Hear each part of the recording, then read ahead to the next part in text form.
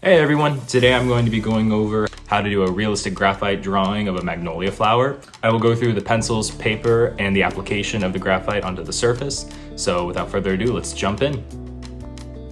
So to start off, I begin laying in the bones or the sketch of the flower. This step is critical because if you don't have the proper bones for the drawing, no amount of shading is going to make the image look correct. And I also use this stage to help isolate the two fundamental values, shadow and light, to kind of help separate out what part of the image will be in shadow and which parts will be in the lights. If you don't separate out these light values, you're going to have a really hard time putting in the middle values because you don't have anything to contrast them, because if you just have the white of the paper and the value you're adding, then that'll always be the darkest value. So you'll notice in the background, I completely fill it in with a dark value.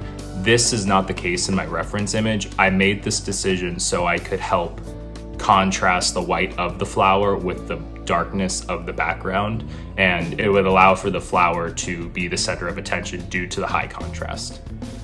After I lay in a base layer of graphite to help separate out the lights and the darks, I go into layering the graphite up. So I go with a softer grade pencil, so like a 2B or a B pencil, which applies darker than like an H or an HB pencil normally would.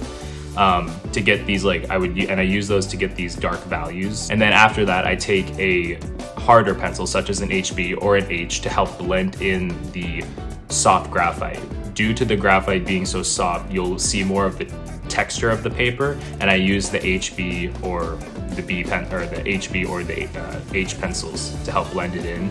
I do this because I feel when I use like a blending stump or my finger, my images get too squishy, and I feel with using the lighter pencils, I get far more structure and I have more control over how I blend.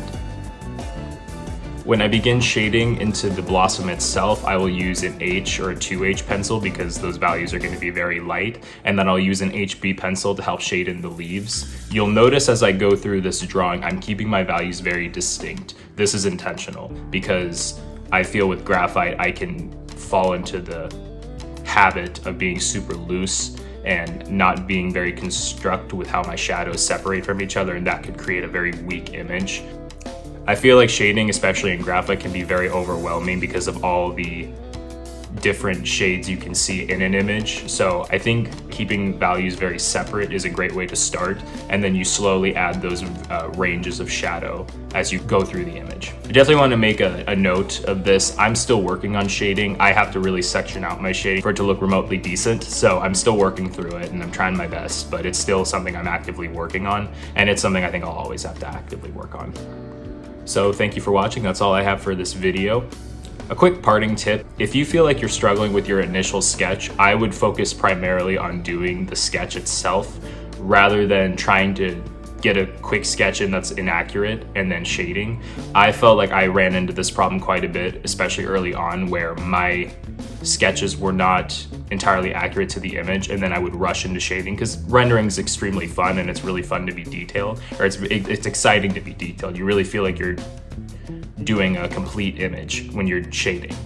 However, I always felt that I was disappointed with my product because my initial sketch wasn't accurate enough. And again, like I said earlier in this video, no amount of shading will fix an inaccurate sketch. I would recommend that if you are having trouble getting a sketch that you like, just do a line drawing just over and over again.